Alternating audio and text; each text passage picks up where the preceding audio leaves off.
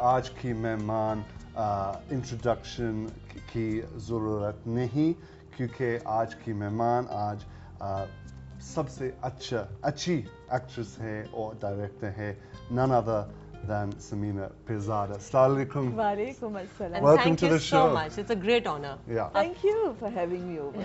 And our first question is that you're involved in something that's very close to both Kieran and my hearts, because both our mothers had breast cancer, and you've recently done an advert, breast cancer ke liye.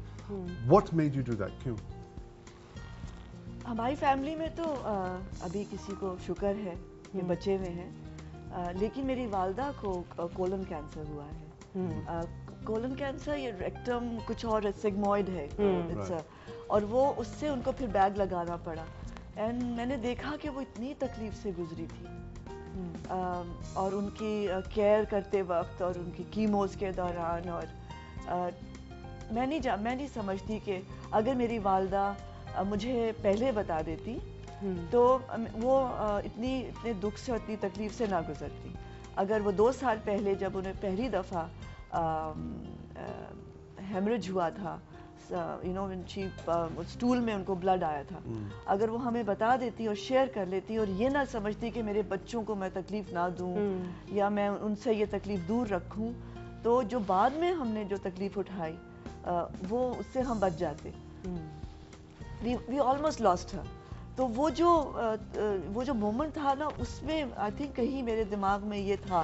तो जैसे ही फरहान ये लेकर आए मेरे पास ये project, मैंने इसको फ़ौरन हाँ कही, सोचे बगैर, क्योंकि कहीं था वो दुख तो था कि जो एक लम्हा होता है जब आप बच्चों से छुपा रहे होते हैं कि उन्हें ना पता चले, या फैमिली से छुपा रहे होते हैं और वो दुख खुद सह रहे होते हैं, और फिर वो इतना फैल जाता है कि वो फिर उसकी बचने की जो है वो स्टेज से आप गुजर गए होते हैं। एंड सर्टनली ब्रेस्ट कैंसर में तो देयर इज अ क्योर। अगर आप सब में क्योर है, ये दुनिया में जितनी भी तकालीफ हैं इनमें क्योर है। अगर आप फौरन ही जैसे ही इन सिम्टम्स पहले नजर आए, आप उसी वक्त पकड़ लें, क्योंकि आपकी बॉडी जो है वो इंडिकेट करती है। अल्लाह मियाँ ने जो आपको जिस्म बनाया तो दिमाग को इंडिकेटर्स भी दिए कि जब आपको दर्द हो रहा हो, ये एक इंडिकेटर है। जब आपको उल्टी आए, खून बहे, या आप अनकंफर्टेबल हो, pain is an indicator, you know, तो सुनना चाहिए जिस्म का। I'm still interested. बहुत interesting कि आप बहुत interesting character हैं, क्योंकि you know you're a successful actress, successful director.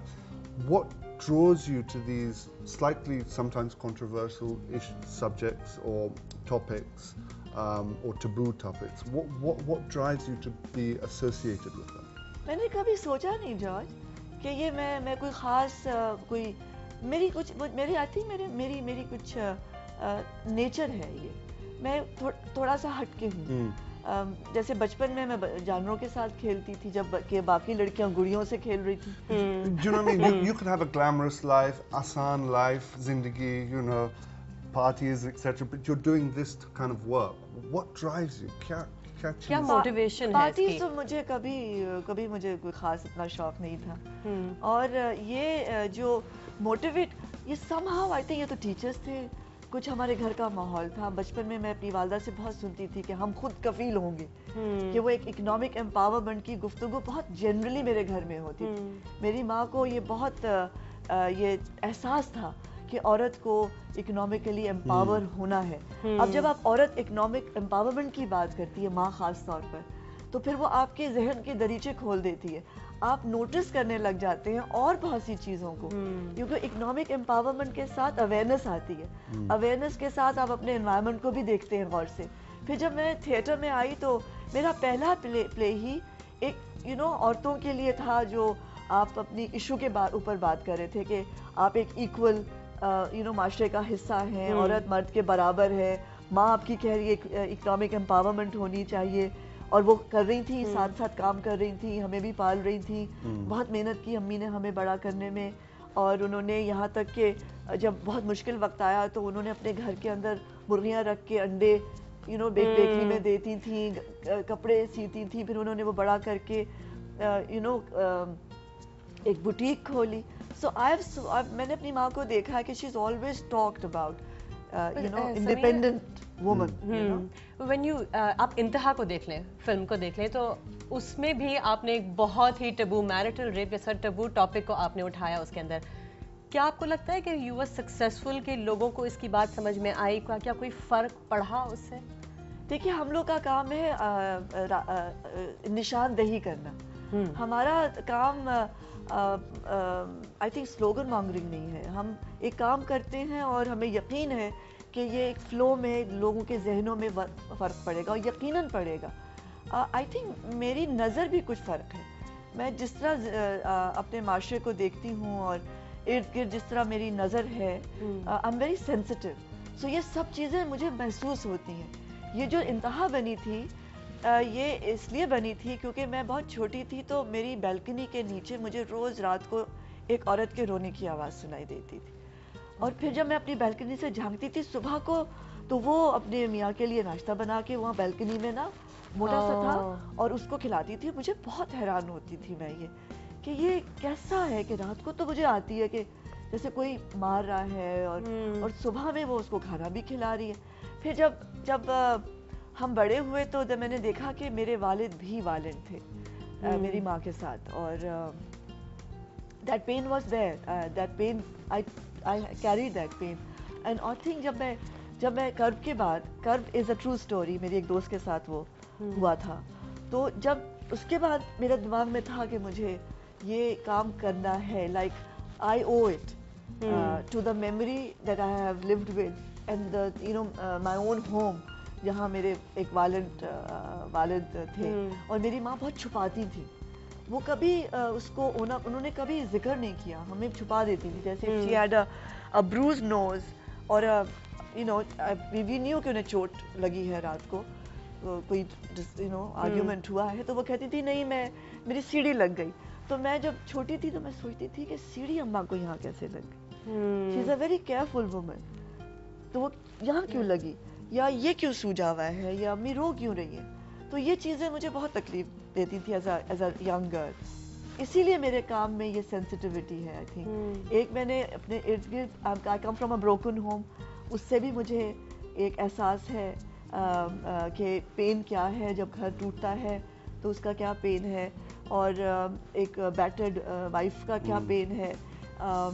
इसीलिए मेरे काम में ये सब कुछ, और मेरी वैसे भी नज़र, मैं नोट करती हूँ कि मैं बहुत ज़्यादा देखती हूँ as compare to other people. मेरी एक बहुत मैग्निफाइड विजन है।